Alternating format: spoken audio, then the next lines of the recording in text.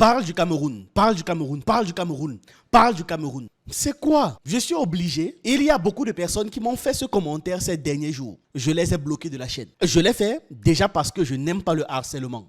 Je ne vous dois rien et que les gens apprennent à prendre des initiatives eux-mêmes. Qui vous a dit que vous avez besoin d'un messie pour parler à votre place? Je vais vous dire des choses, je vais vous dire un certain nombre de vérités et ce sera à vous d'en tirer les conclusions adéquates.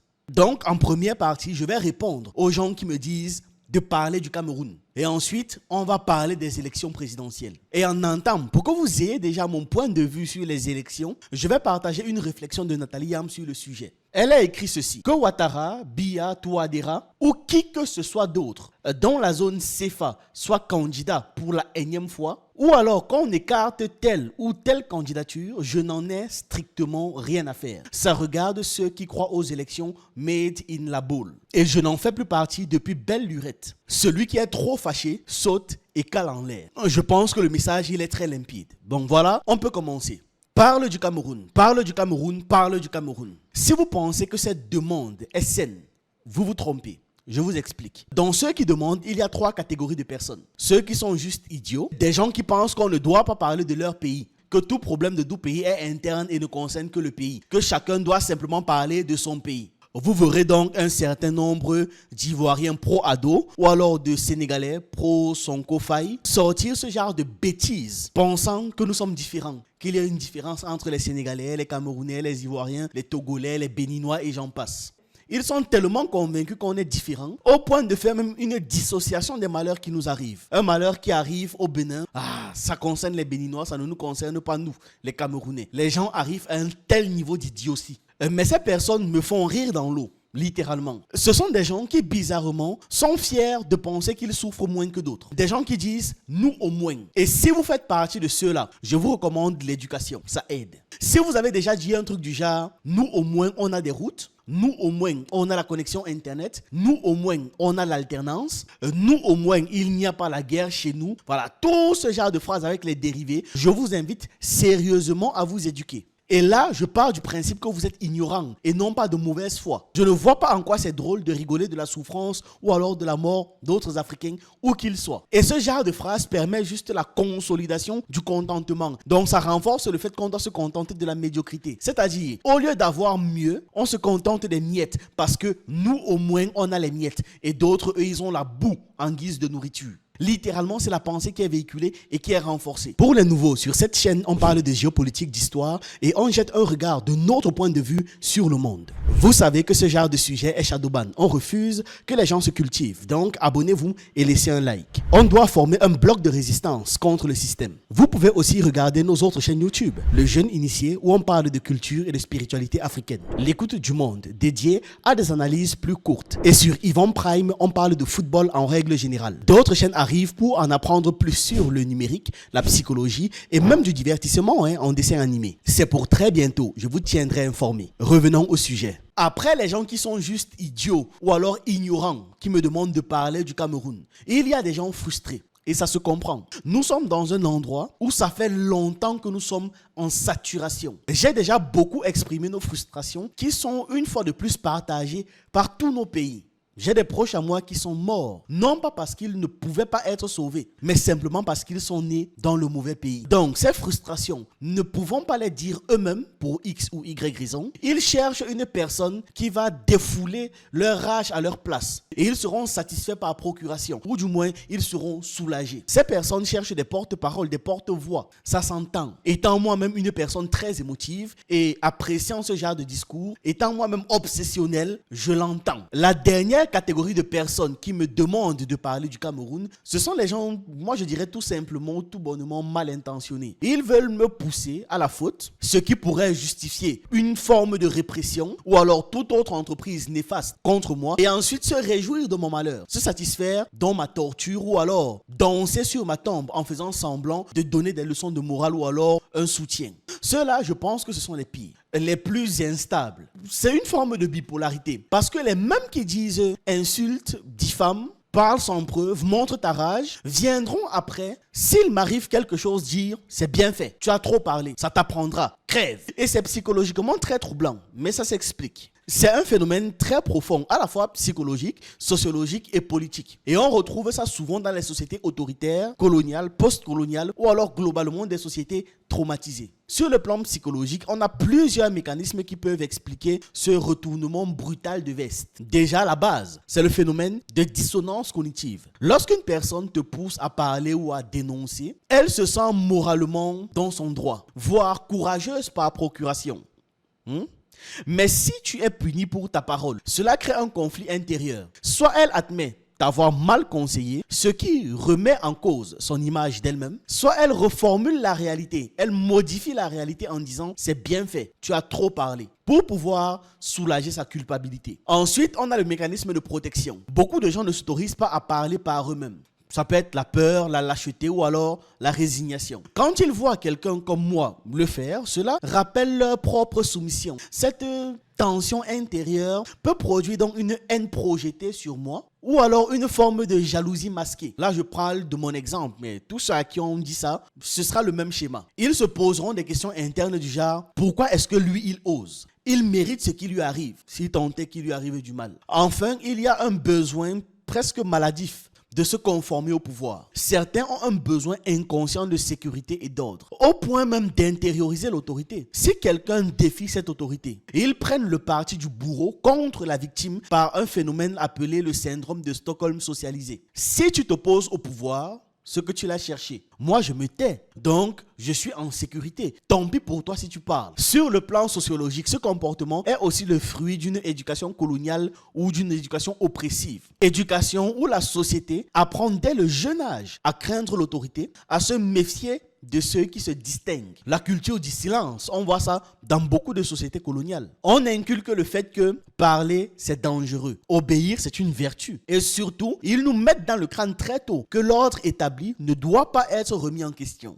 Donc, celui qui parle devient une menace pour l'équilibre collectif. Tu oses dire ce que les autres pensent tout bas. Mais comme eux, ils n'en ont pas le courage, cela crée un ressentiment qui se transforme en une trahison morale. Tu te prends pour qui? Tu nous mets tous en danger avec tes paroles, donc ferme-la. Sur le plan politique et historique, ce comportement est renforcé par le système en place qui instrumentalise la peur et encourage l'autocensure. Les régimes autoritaires n'ont pas besoin de punir tout le monde. Il leur suffit de punir un exemple pour que tous les autres fassent taire les autres exemples à leur place. La méthode Lynch, littéralement. Ça crée une société de surveillance morale où l'opprimé devient le chien de garde du pouvoir, littéralement. Pendant la colonisation, les élites indigènes étaient formées à défendre les intérêts du colon, ce qui a engendré une culture où celui qui se rebelle est vu comme un traître et le loyaliste, donc celui qui trahit son peuple, est un modèle. Vous verrez par exemple que dans l'histoire des traîtres de l'Afrique, eux ils ne se considèrent pas comme des traîtres. Eux ils estiment qu'ils ont bien agi, qu'ils ont agi de la bonne façon. Jusqu'à présent, une personne comme Blaise Compaoré est droit dans ses bottes et il est tranquille. Vous comprenez donc que cette logique s'est perpétuée même après les indépendances de façade et jusqu'à présent parce qu'on hérite de cette terreur-là de nos parents. Et dans le cas du Cameroun comme ailleurs, les indépendances de façade ont eu lieu après une guerre qui a causé des millions de morts. Chaque famille au Cameroun a au moins perdu une personne sauvagement massacrée dans cette guerre. Ce traumatisme reste. Nous n'avons jamais guéri de ça. Et beaucoup d'autres pays africains connaissent le sang qui n'a jamais été honoré, nettoyé, lavé, purifié. Ceux qui disent donc, parle, dénonce, révolte-toi, mais qui t'abandonnent ou alors te jugent quand la répression tombe, ne sont pas seulement des lâches. Ils sont en réalité le produit d'un système qui les a dressés à protéger le pouvoir, même contre leurs propres intérêts. Ce n'est pas seulement une question de psychologie individuelle, c'est une stratégie de domination collective. Comprenons les concepts.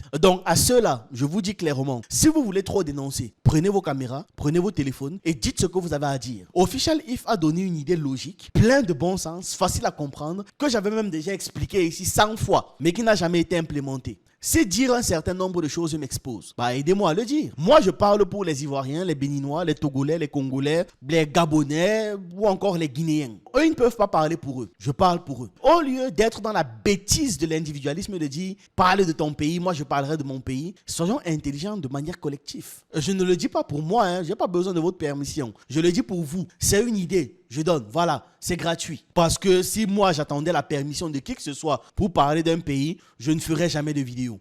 Donc ces personnes qui aiment bien dire « mêlez-vous chacun de votre pays », c'est pas bon.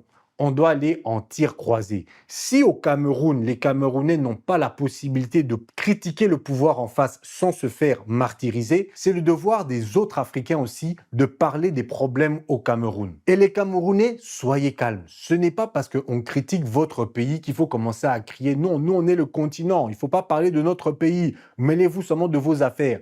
Combien de fois j'ai parlé d'autres pays d'Afrique, on m'a dit oh, mais toi, mêle-toi du Congo, parle du Congo. Mais je parle souvent même du Congo. Malgré ça, on me renvoie dans mon pays. Non, j'ai le droit de parler d'un autre pays d'Afrique. Comme au Congo, on est content d'avoir des personnes comme Charles Onana, un Camerounais, qui est venu défendre la cause des Congolais. Donc, il est important que des Africains de pays différents puissent parler des situations dans les pays de leurs confrères. On doit aussi apprendre à encaisser la critique. Donc, si vous estimez que je ne parle pas assez d'un pays, faites-le. Et si une personne vous dit que vous ne devez pas parler de son pays, dites-lui que s'il est trop fâché, il saute et il cale en l'air. Donc là, c'était la réponse à tous ceux qui m'agressent continuellement avec les « parle de ton pays, parle du Cameroun » et blablabla et blablabla. Maintenant, on va parler des coulisses des élections présidentielles. C'est très illusoire de croire que les élections présidentielles sont des compétitions équitables entre plusieurs candidats. Mais vous êtes même né quand? Ce sont des processus longuement préparés, planifiés et verrouillés par ceux qui détiennent le pouvoir réel. Le vainqueur d'une élection est très souvent déjà désigné avant même que les électeurs ne soient appelés aux urnes. Je vous ai toujours dit ici que la démocratie n'existe pas et n'a jamais existé. Vous pensiez que je parlais simplement pour nous ? Ou encore que je parlais simplement pour l'Occident. Mais c'est partout pareil. La démocratie n'existe pas. C'est comme si vous êtes en train d'essayer de vaincre le maître du jeu en jouant à son jeu dont il peut modifier les règles à tout moment. Ça a un sens. Pourquoi est-ce qu'il est impossible de vaincre le maître du jeu à votre avis? Parce que c'est lui qui fabrique les règles. Le maître du jeu contrôle la commission électorale. Il choisit les candidats autorisés. Il manipule les médias, les tribunaux et les forces de sécurité. Il achète les consciences. Il impose la peur. Il retarde les votes. Il gonfle artificiellement les chiffres. C'est le maître du jeu. Autrement dit, il ne joue pas le jeu. Il est le jeu, c'est lui le jeu. Donc même si tu arrives à mobiliser des foules, à faire campagne honnêtement, à convaincre des millions de gens, il y a toujours la possibilité de trafiquer l'issue ou alors d'interdire carrément la victoire, comme on l'a vu au Gabon, en Côte d'Ivoire, au Togo, au Congo, en Algérie, etc. Pourquoi les gens croient malgré tout à cette illusion? Non, je pose sincèrement la question. Pourquoi les gens croient malgré tout à l'illusion des élections? C'est le besoin d'espoir contrôlable. L'humanité a besoin de croire qu'il peut changer les choses sans prendre trop de risques. L'élection donne donc l'illusion d'un outil pacifique et légitime. Si je vote, j'ai fait ma part. Si mon candidat perd, tant pis. Au moins, je n'ai pas mis ma vie en danger. C'est une illusion de participation qui rassure, mais qui ne menace pas le système. On a aussi le syndrome du joueur piégé. Comme dans un casino truqué, littéralement, il y a certaines personnes qui reviennent jouer sans cesse, pensant qu'un jour, la chance va tourner. Le système autoritaire donne quelques petites victoires symboliques. Députés minoritaires par-ci par-là, élections locales, débats télévisés, pour faire croire que le jeu est encore honnête, alors que la partie est verrouillée dès le départ. Après ça, il y a un truc que je pourrais appeler une sorte d'effet coupable si tu n'as pas voté.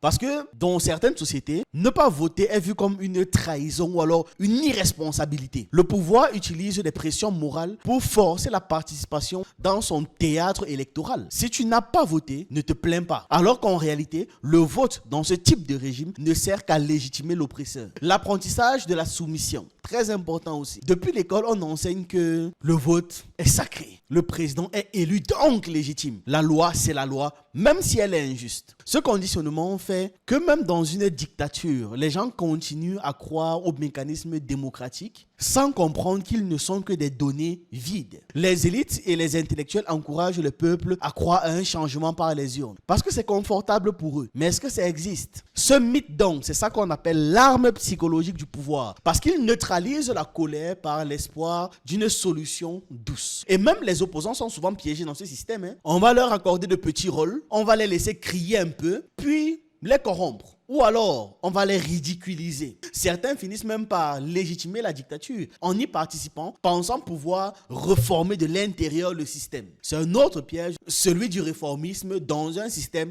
irréformable. Tu vas simplement devenir un rouage de la machine. On a vu le cas actuellement au Sénégal. Ils étaient très bien intentionnés de base. Mais ce que je veux vous faire comprendre, c'est qu'on ne peut pas battre le maître du jeu en respectant ses règles. C'est lui qui les écrit, les modifie. Et c'est aussi lui qui les applique comme bon lui semble. Le piège le plus diabolique du dictateur n'est pas la violence, mais l'espoir qu'il entretient chez la masse. Il te laisse voter, faire croire que tu participes. Il te laisse même penser que tu peux gagner. Il évite à tout prix de faire en sorte que tu te révoltes. Pourtant, aucune élection ne peut libérer un peuple si l'urne appartient à l'oppresseur. Les apparences de démocratie sont entretenues uniquement pour assurer l'opinion publique et légitimer un pouvoir déjà décidé. Le véritable enjeu n'est donc pas le vote, mais le contrôle des institutions qui organisent ce vote. Conseil constitutionnel, le ministère de l'Intérieur, la Cour suprême, l'armée, la police, les médias, etc. Celui qui détient ces leviers n'a pas besoin de gagner les élections.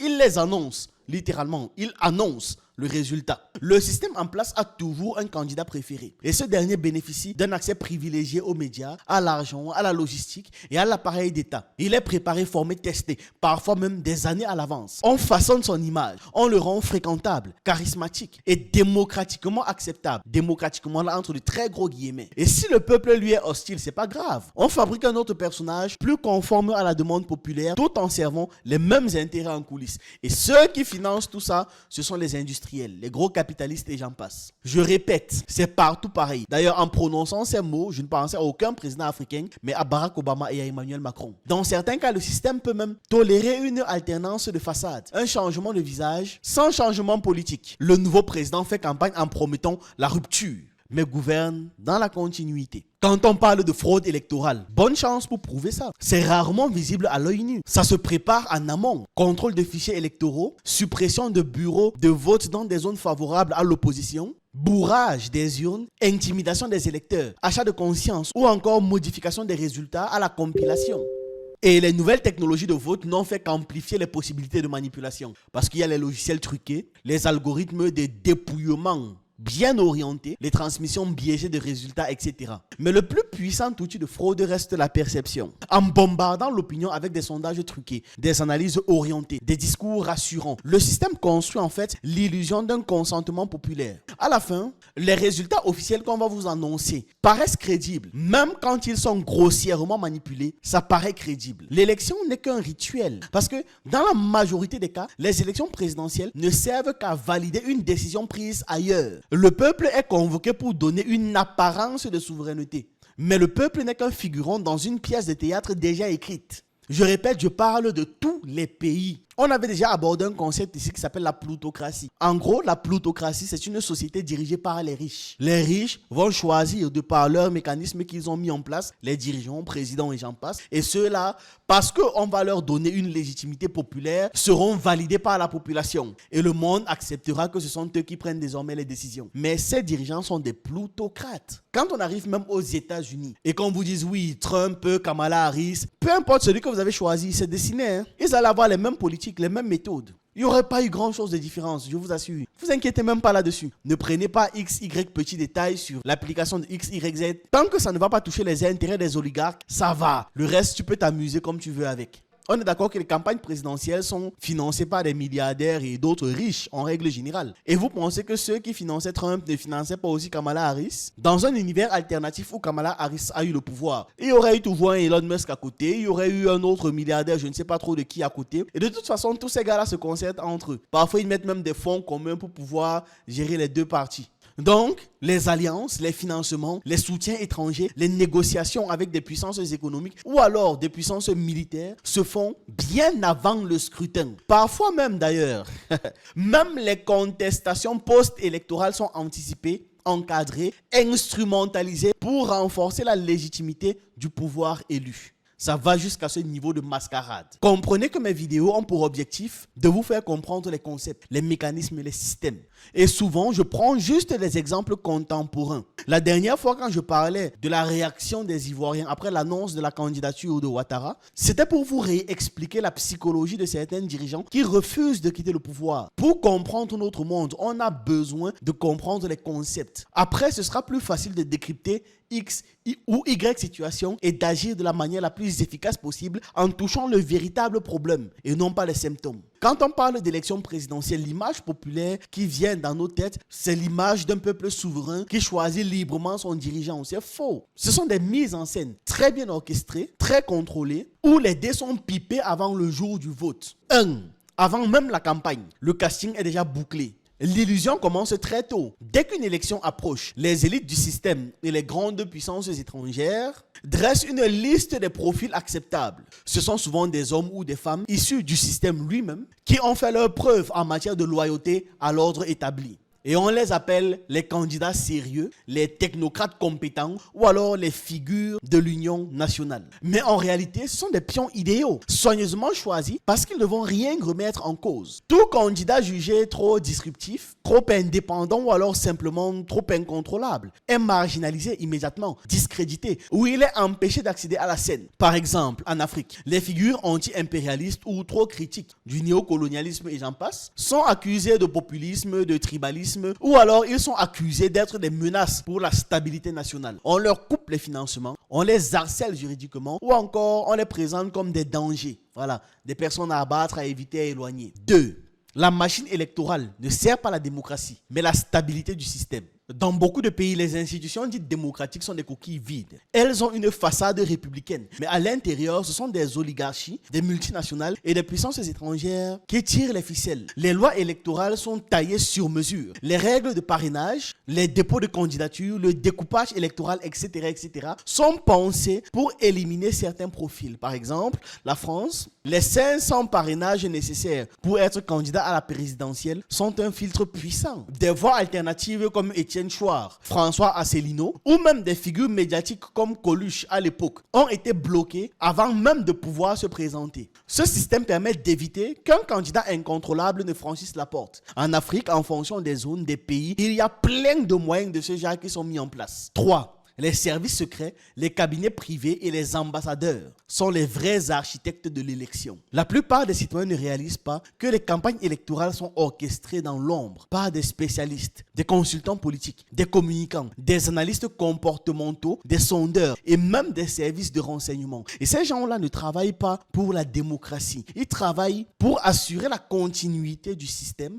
en choisissant le profil idéal pour chaque moment historique. Si le peuple est en colère, on proposera un homme du peuple. Si le peuple a peur, on brandira un homme fort. S'il y a une crise économique, on vous présentera un technocrate rassurant. L'exemple qui me vient en tête là, c'est en Côte d'Ivoire. Les élections qui ont amené Ouattara au pouvoir après la crise de 2010 ont été encadrées par des acteurs étrangers. Des cabinets américains, des conseillers français et même des interventions discrètes de diplomates ont influencé la transition. Les Ivoiriens croyaient voter. En réalité, ils validaient une décision déjà prise ailleurs. Et après ce que je viens de dire, vous savez dans quelle catégorie classer votre président. 4. Le rôle du chaos, du sang et de la peur dans la fabrication du consentement. Il arrive parfois que le système perde le contrôle ou alors sente que l'option est en train de basculer. Et dans ces cas de figure, le système n'hésite pas à utiliser le chaos contrôlé comme arme stratégique. Tension ethnique, manipulation sécuritaire, violence urbaine ou alors coup monté. Ça permet ensuite de justifier des élections truquées ou alors une répression très violente et massive. Au nom de quoi? Du retour à l'ordre, bien évidemment. L'exemple de la RDC pendant les élections de 2006, de 2011 et de 2018 ont été entachés par de fraudes massives. Mais à chaque fois, l'argument c'était le moindre mal. Ça a été invoqué systématiquement. Et il y a une sorte de contentement. Mieux vaut cet homme-là au pouvoir que le chaos, non? C'est mieux, non? Un autre exemple, c'est en Haïti. À chaque fois qu'un dirigeant commence à poser les actes souverainistes, comme Aristide en son temps, il est renversé ou alors étouffé sous le chaos. 5. La fabrique médiatique du futur président. Une fois le bon candidat choisi,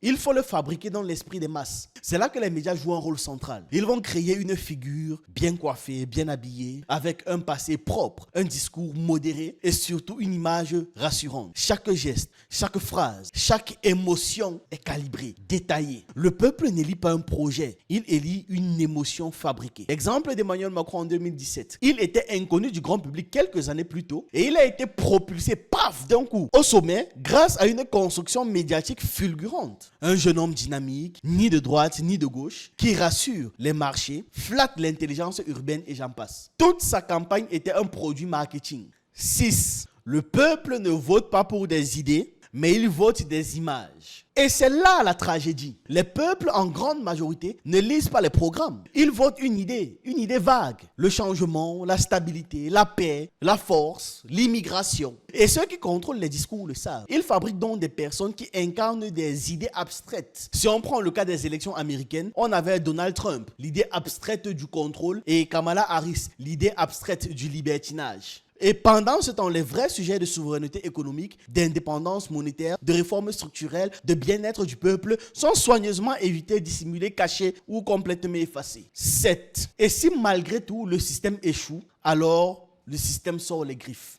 Quand un candidat imprévu arrive au pouvoir, ça arrive très rarement, mais admettons dans un scénario hypothétique. Ou alors quand le peuple vote mal, selon eux, le système a des plans de secours. Blocage institutionnel, sabotage économique, pression diplomatique, voire des coups d'État, tout simplement. Celui-là ne nous intéresse pas. On va payer un général, il va faire un coup d'État et on évite l'affaire. Et là, je pense à l'Iran de 1953, quand Mossadegh, élu démocratiquement, décide de nationaliser le pétrole. Les services secrets britanniques et américains n'étaient pas d'accord avec ça, donc ils ont organisé son renversement. Point.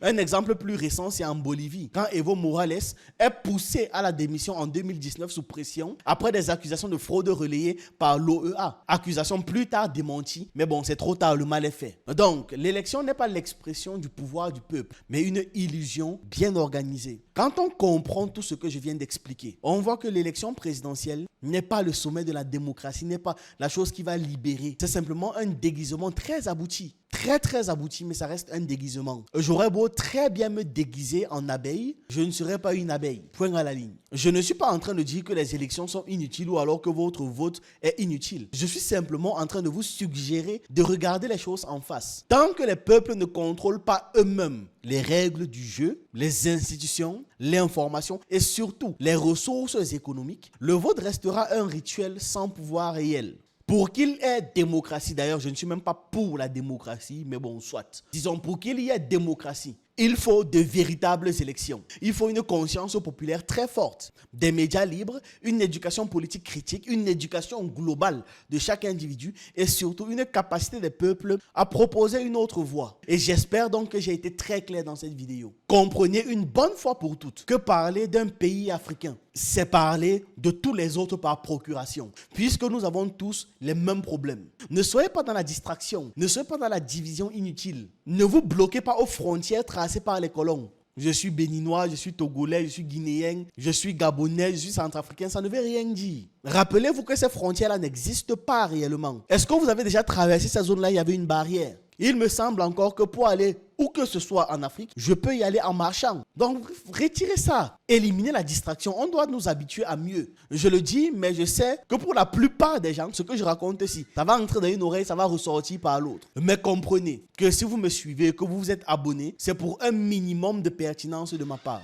Et l'Afrique est mon principal sujet. Si j'étais réactionnaire, ça se saurait. Ceux qui veulent entendre tout le temps parler du Cameroun, il y a des chaînes dédiées à ça. Valsero, par exemple, peut sortir 3 à 4 vidéos chaque jour uniquement sur le Cameroun. Allez le suivre. De mon côté, c'est pas ma ligne éditoriale. J'ai besoin d'avoir, même en règle générale, un point de vue plus global. Et c'est ça que je partage avec vous, entre autres informations. Mes analyses ne sont pas que des analyses de surface. Peut-être que je peux faire une analyse de surface parce que je manque d'infos ou alors de recul, mais c'est rare. Je fais toujours en sorte d'avoir un minimum de consistance et de points de vue différents, intéressant sur un sujet qui semble insurmontable ou alors qui semble être évident et qui semble sauter aux yeux. Donc, toute personne qui viendra me dire parle du Cameroun, je bloque. Comme je l'ai dit, je n'aime pas le harcèlement. Vous ne pouvez pas me harceler sur mon téléphone que j'ai acheté avec mon argent en dessous des vidéos que j'ai mis en ligne avec ma connexion. Vous ne voyez pas que c'est trop quand même, n'exagérez pas. Si c'est pour ma santé mentale, je n'ai aucun problème avec. Je vais prendre tout le temps qu'il faut